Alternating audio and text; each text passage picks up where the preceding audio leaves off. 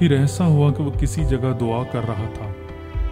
जब कर चुका तो उसके शागिर्दों में से एक ने उससे कहा, ऐ खुदावंद, जैसा यूहन्ना ने अपने शागिर्दों को दुआ करना सिखाया, तू भी हमें सिखा।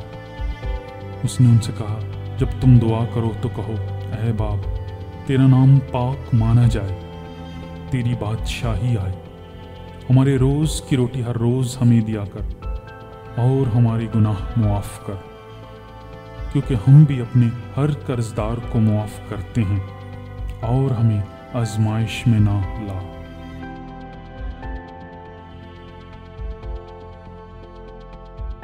फिर उसने उनसे कहा, तुम में से कौन है जिसका एक दोस्त हो और वो आधी रात को उसके पास जाकर उससे कहे, ऐ दोस्त, मुझे 3 रोटियां दे, क्योंकि मेरा एक दोस्त सफ़र करके मेरे पास आया है और मेरे पास कुछ नहीं कि उसके आगे रखूं। और वो अंदर से जवाब में कहे, मुझे तकलीफ़ ना दे, अब दरवाज़ा बंद है और मेरे लड़के मेरे पास बिछौने पर हैं, मैं उठकर तुझे दे नहीं सकता। मैं तुमसे कहता हूँ, अगरचे वो इस सबब से कि उसका दोस्त है उठकर उसे ना दे, तो भी उसकी बेहयाई के सबब से उठकर जितनी दरकार है उसे देगा। बस मैं तुमसे कहता हूँ, मांगो तो तुम्हें दिया जाएगा, ढूंढो तो पाओगे, दरवाज़ा खटखटाओ तो तुम्हारे वास्ते खोला जाएगा, क्योंकि जो कोई मांगता है उसे मिलता है, जो ढूंढता है वो पाता है, और जो खटखटाता है उसके वास्ते खोला जाएगा। तुम में से ऐसा कौन सा बाप है कि जब उसका बेटा रोटी मांगे तो उसे पत्थर दे, या मछली मांगे तो मछली के बदले उसे सांप दे, या अंडा मांगे तो उसको बिच्छू दे? बस जब तुम बुरे होकर अपने बच्चों को अच्छी चीज़ें देना जानते हो, तो तुम्हारा आसमानी बाप अपने मांगने वालों को रूहुल कुद्स क्यों ना देगा।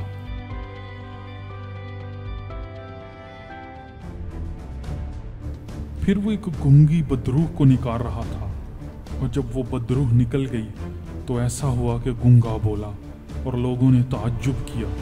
लेकिन उनमें से बाज ने कहा, ये तो बदरूहों के सरदार बाल ज़बूल की मदद से बदरूहों को निकालता है।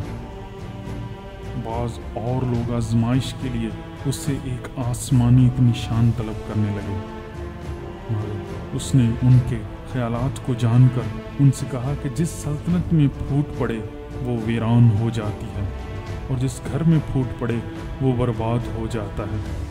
अगर शैतान भी अपना मुखालिफ हो जाए तो उसकी सल्तनत किस तरह कायम रहेगी?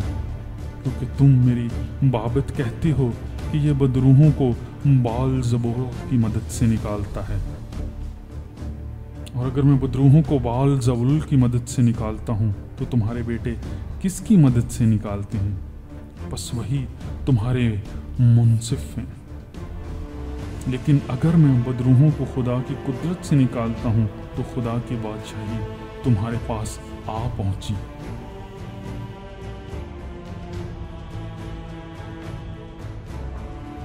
जब जोरावर आदमी हथियार बांधे हुए अपनी हवेली की रखवाली करता है तो उसका माल महफूज रहता है, लेकिन जब उससे कोई जोरावर हमला करके उस पर गालिब आता है तो उसके सब हथियार जिन पर उसका भरोसा था छीन लेता है और उसका माल लूट कर बांट देता है।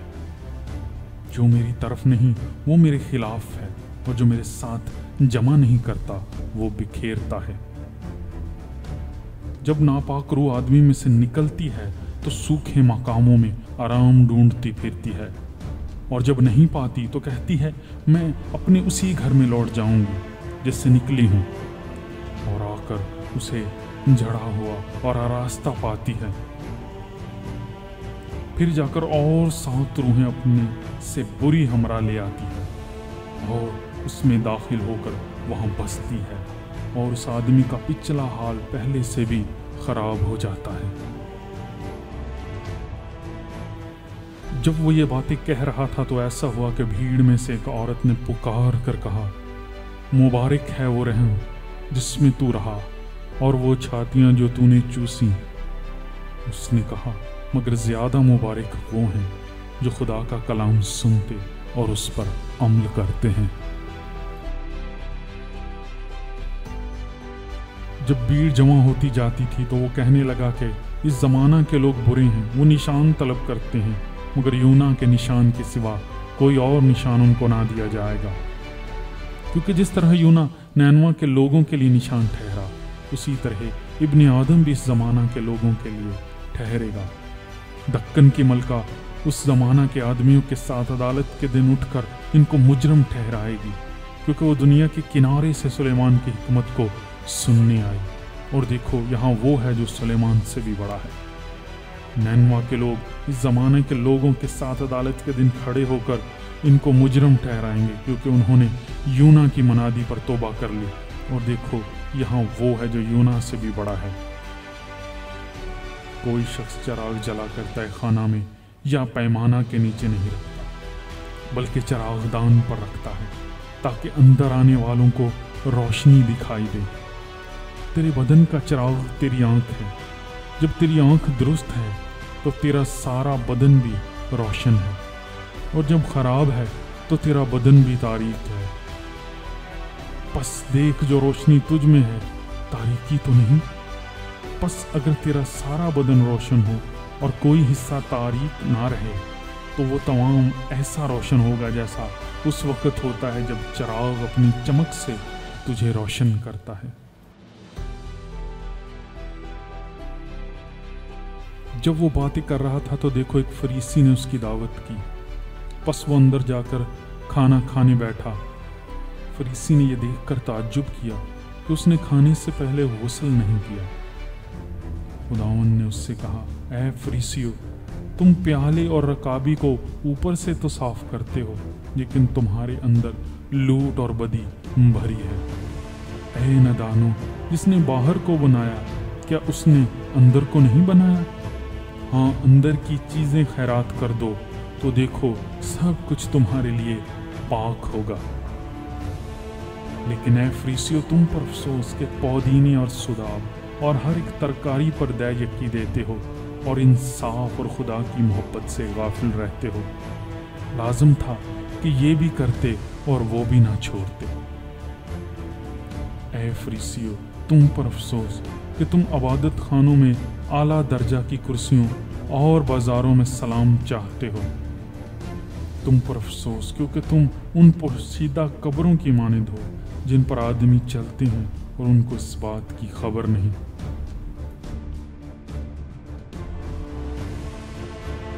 फिर शरह के आलमों में से एक ने जवाब में उनसे कहा, ऐ उस्ताद, इन बातों के कहने से तो हमें भी बेइज्जत करता है।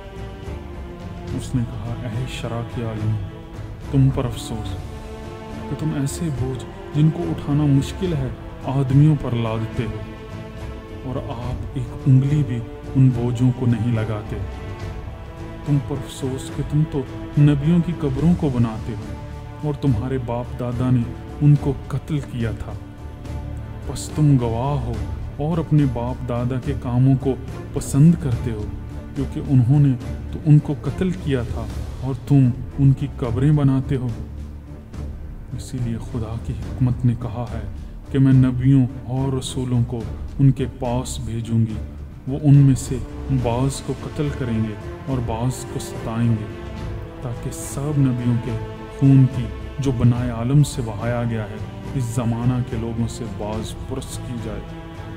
हाबिल के खून से लेकर उस ज़करिया के खून तक जो कुर्बानगाह और मुक़द्दस के बीच में हलाक हुआ। मैं तुमसे सच कहता हूँ कि इसी ज़माना के लोगों से सब की बाज़ पुरस की जाएगी। ऐ शरा के आलमों, तुम पर अफसोस कि तुमने मार्फत की कुंजी छीन ली। तुम आप भी दाखिल ना हुए और दाखिल होने वालों को भी रोका। जब वो वहां से निकला तो फक्किया और फरीसी उसे बेतरह चिमटने और छेड़ने लगे, ताकि वो बहुत सी बातों का जिक्र करे और उसकी घात में रहे, ताकि उसके मुंह से कोई बात पकड़े।